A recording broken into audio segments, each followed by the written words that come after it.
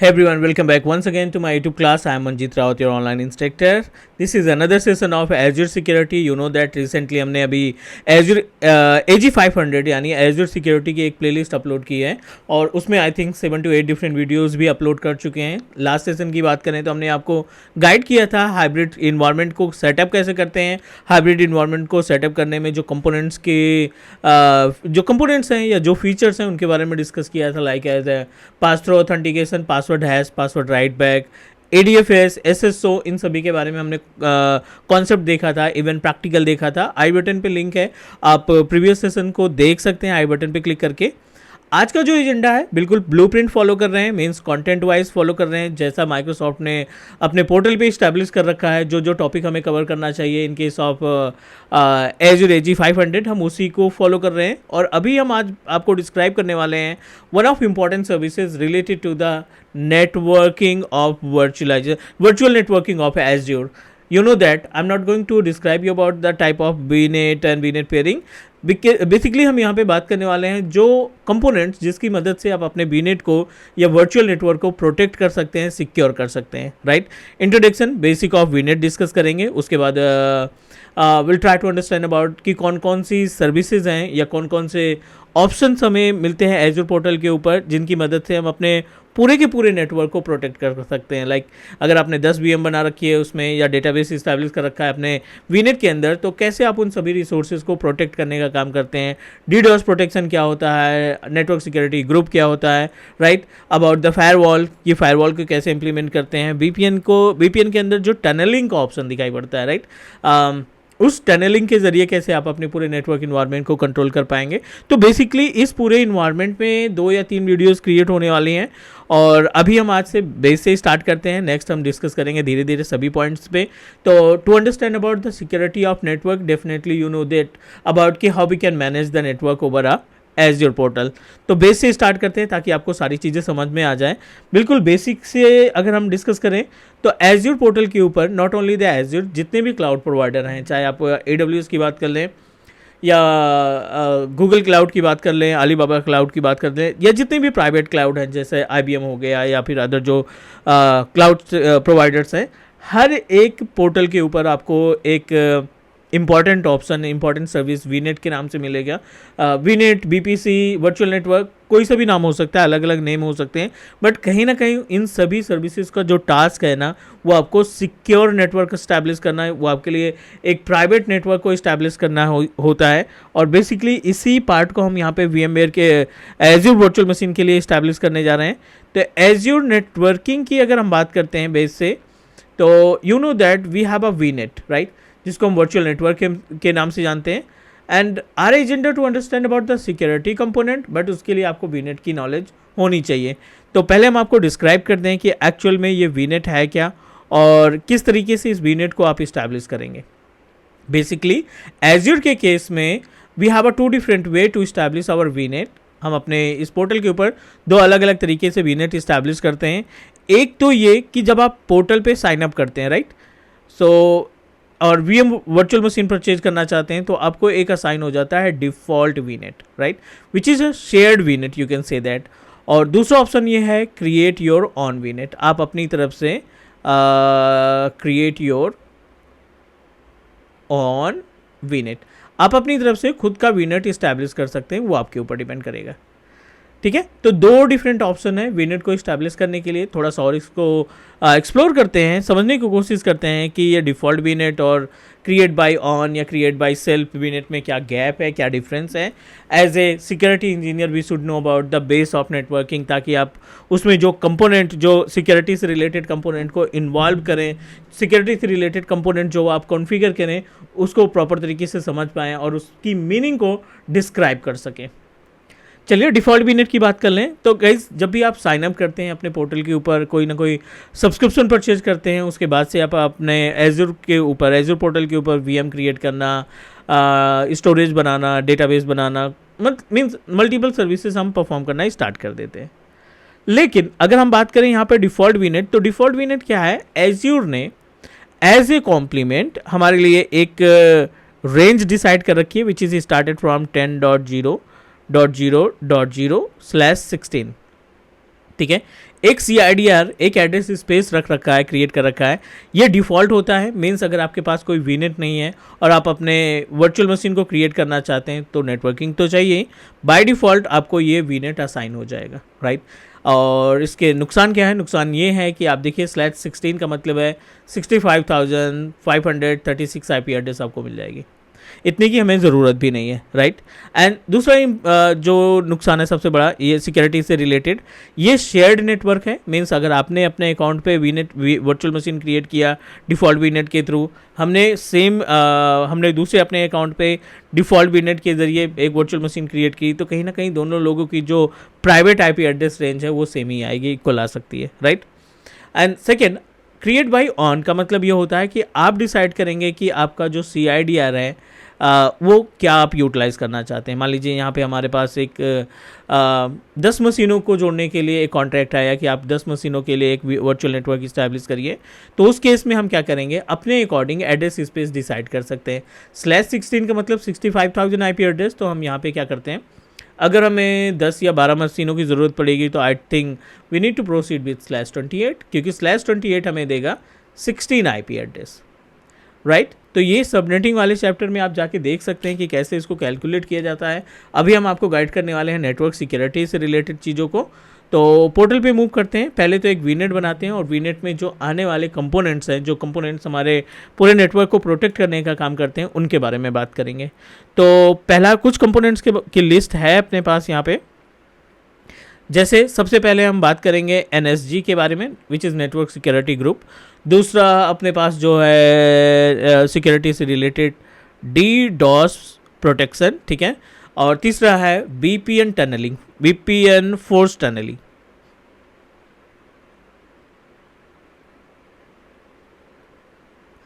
ठीक है, इसकी मदद से हम अपने इन्वायरमेंट को प्रोटेक्ट कर सकते हैं, हाइब्रिड इन्वायरमेंट को प्रोटेक्ट कर सकते हैं। चौथा स्टेप अगर हम बात करें तो you can involve the firewall as well. हम फायरवॉल की मदद से अपने पूरे इन्वायरमेंट को, पूरे वीनेट को, वर्चुअल नेटवर्क इन्वायरमेंट में जो भी डिवाइसेस हैं उनको प्रॉपर तरीके से कंट्रोल कर सकते हैं। चलिए पहले तो एक वीनेट तैयार कर लेते हैं। किसी भी लोकेशन पे वर्चुअल नेटवर्क पे क्लिक किया हमने, और वर्चुअल नेटवर्क में although I have already created one virtual network, लेकिन इस बार हम दूसरा नेटवर्क इस्टेब्लिश करने वाले हैं। क्रिएट वीनेट पे क्लिक किया हमने,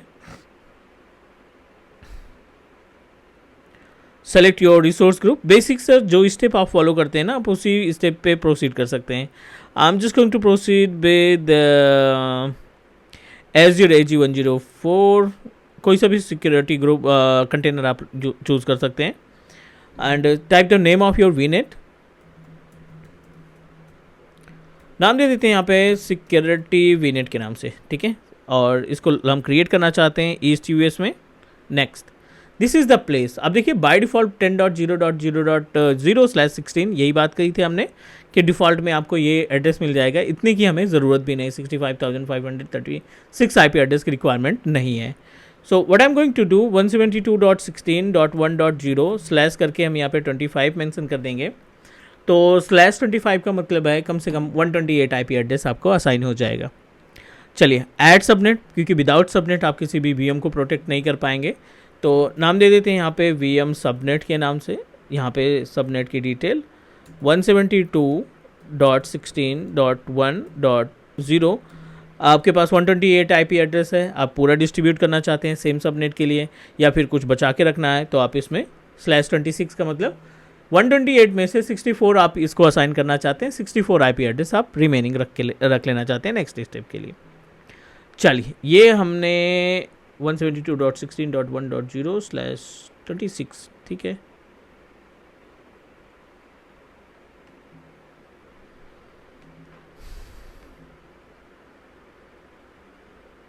ओके सॉरी, सो यहाँ पे 16 है, not 68। Let's try to create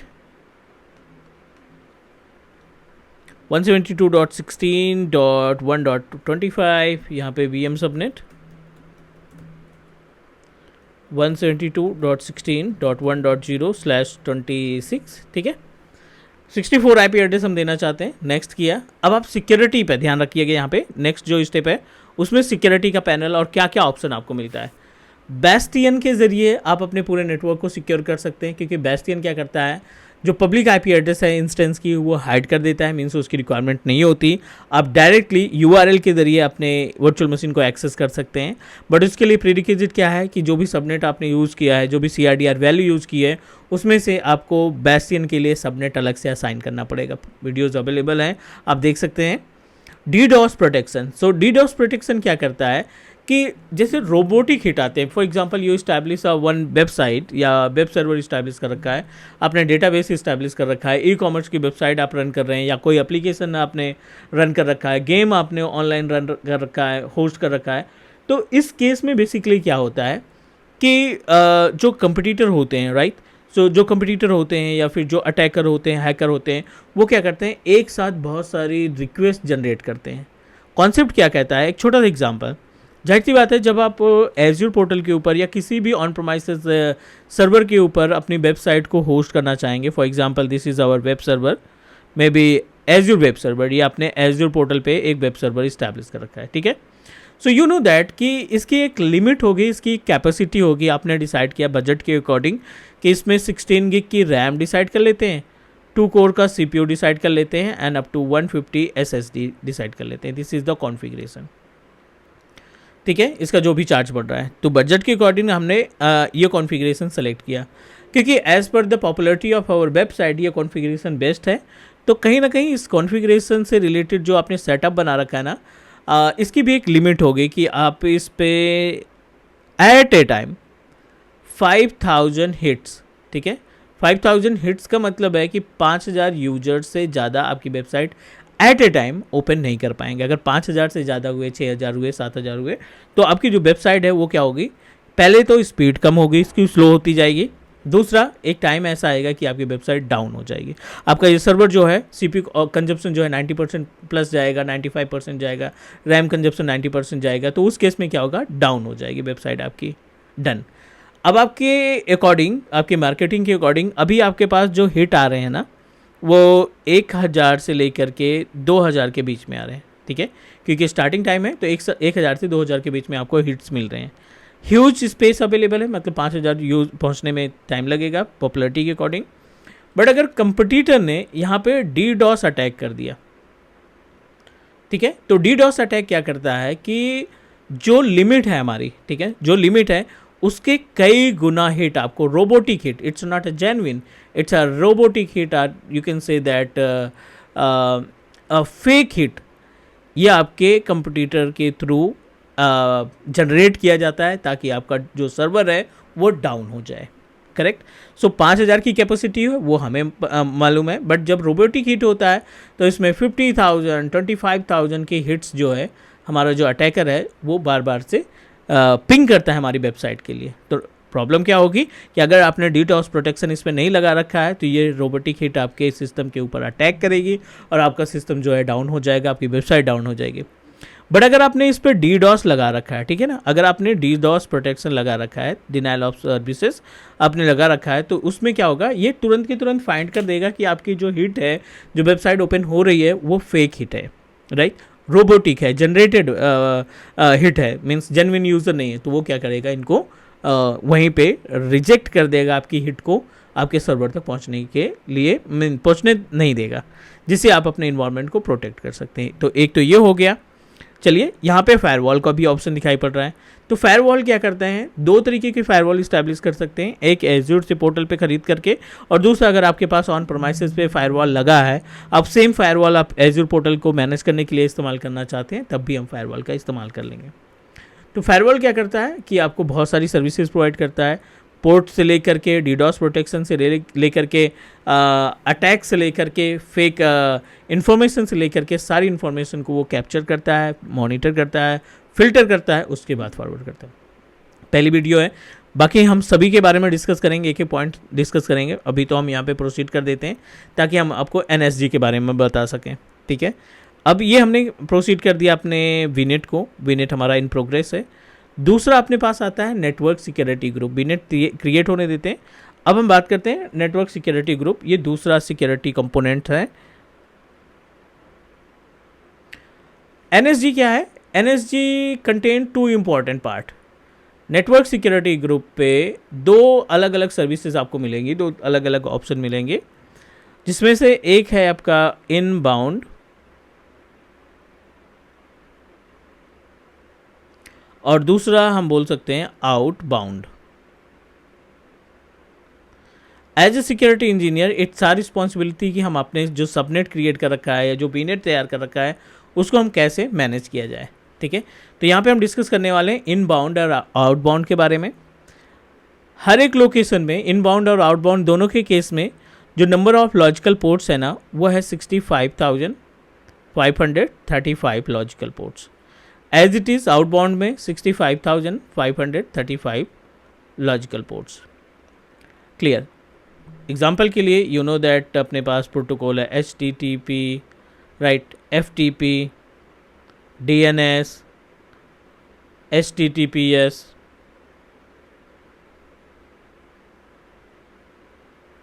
ठीक है, या फिर बहुत सारे प्रोटोकॉल हैं जैसे टेलनेट हो गया, SSH हो गया, RDP हो गया। These all are the protocol. और इन प्रोटोकॉल के बैकएंड में जो लॉजिकल पोर्ट है वो रिस्पॉन्सिबल है आपकी सर्विसेज को एग्जीक्यूट कराने के लिए। जैसे सर्विसेज को एग्जीक्यूट कराने का मतलब है जैसे कि 80 and 2153 and 443, सॉरी HTTPS है तो 443, टेलनेट 23, SSH 22, RDP 3389, राइट। तो ये NSG क्या होता है, आप अपने NSG के अंदर इनबाउंड पोर्ट और आउटबाउंड के जरिए अपने नेटवर्क ट्रैफिक को कंट्रोल प्रोवाइड कर सकते हैं।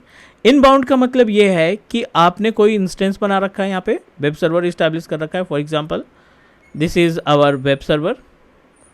अब इस वेब सर्वर की जो वेबसाइट है अगर बाहर एग्जीक्यूट करना चाहते हैं तो you must need to configure port number 80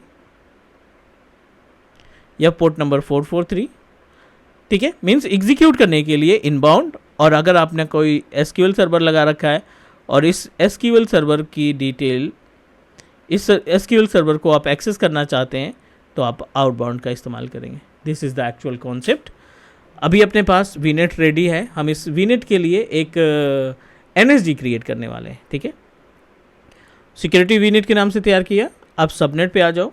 subnet पे क्लिक करने के बाद यहाँ पे एक ऑप्शन दिखाई पड़ रहा है VM सबनेट का, और VM सबनेट के अंदर आपको मिल जाएगा नेटवर्क सिक्योरिटी ग्रुप का option. This is the network security group. None है, कोई क्रिएट नहीं किया, तो एक काम करते हैं यहाँ पे पहले हम नेटवर्क सिक्योरिटी क्रिएट कर लेते हैं। Our location Azure AG104 east US। तो यहाँ पे टाइप करो आप नेटवर्क सिक्योरिटी ग्रुप्स। ठीक है, एक नया नेटवर्क सिक्योरिटी ग्रुप आप तैयार कर लीजिए।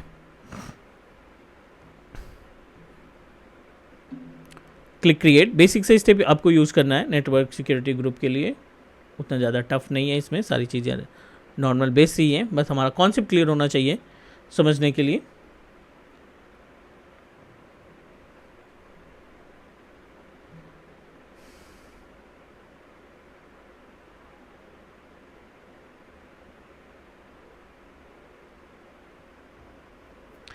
सेलेक्ट सब्सक्रिप्शन रिसोर्स ग्रुप आपका कौन सा था, Azure AG104 सिक्योरिटी NSG। ठीक है, एंड लोकेशन ईस्ट US था तो आप ईस्ट US दे दीजिए।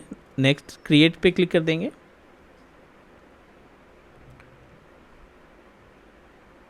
और NSG क्रिएट करने के बाद आपकी रिस्पॉन्सिबिलिटी इनबाउंड और आउटबाउंड के पोर्ट को कॉन्फ़िगर करना, प्लस पोर्ट कॉन्फ़िगर करने के बाद इसी NSG को, सिक्योरिटी NSG को हम अटैच करने वाले हैं किसके साथ, अपने क्लाइंट्स के साथ, अपने VNet के साथ, जो हमने VNet तैयार किया उसके सबनेट के साथ हम इसको एसोसिएट करने वाले हैं। This is our agenda basically.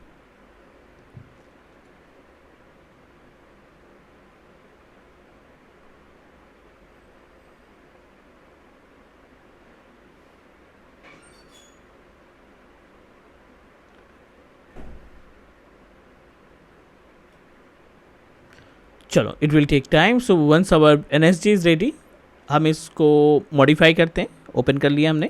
अब देखिए inbound security rules, outbound security rules. तो इनबाउंड सिक्योरिटी रूल्स के अंदर कौन कौन से पोर्ट आपको अलाउ करने हैं यहाँ से ऐड करते जाएंगे। आउटबाउंड में कौन से अलाउ करने हैं, कौन से डिनाई करने हैं, वो आप यहाँ से ऐड करेंगे। बट अभी के लिए हम क्या करते हैं, अपने इस NSG को अटैच करने वाले हैं वीनेट के साथ, नॉट वीनेट ओनली, सबनेट के साथ। वीनेट के साथ नहीं होगा, ये सिक्योरिटी सबनेट में जाएंगे हम। सबनेट्स पे क्लिक किया और सबनेट पे क्लिक करने के बाद अपना सबनेट ओपन करा लिया एंड सेम ड्रैग ड्रॉप करिए, ये आ गया सिक्योरिटी NSG से। अब जो चेंजेस करेंगे आप अपने NSG में, उसका डायरेक्टली इम्पैक्ट पड़ेगा इस सबनेट पे, और इस सबनेट में जो भी वर्चुअल मशीन्स अवेलेबल हैं उनके ऊपर वो इम्पैक्ट पड़ेगा इनबाउंड आउटबाउंड का। प्रैक्टिकल इसका है अभी, तो नेक्स्ट वीडियो में हम डिस्कस करेंगे। और उम्मीद है कि ये कॉन्सेप्ट क्लियर हो गया होगा। अगली वीडियो में हम आपको डिस्क्राइब करेंगे कि कैसे NSG के अंदर कैसे अपने सबनेट के अंदर VM को ऐड करते हैं और फिर NSG के अंदर चेंजेस करके उस पर इनबाउंड और आउटबाउंड की सर्विसेज को मैनेज करते हैं।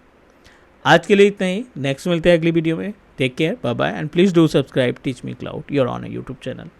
Bye bye.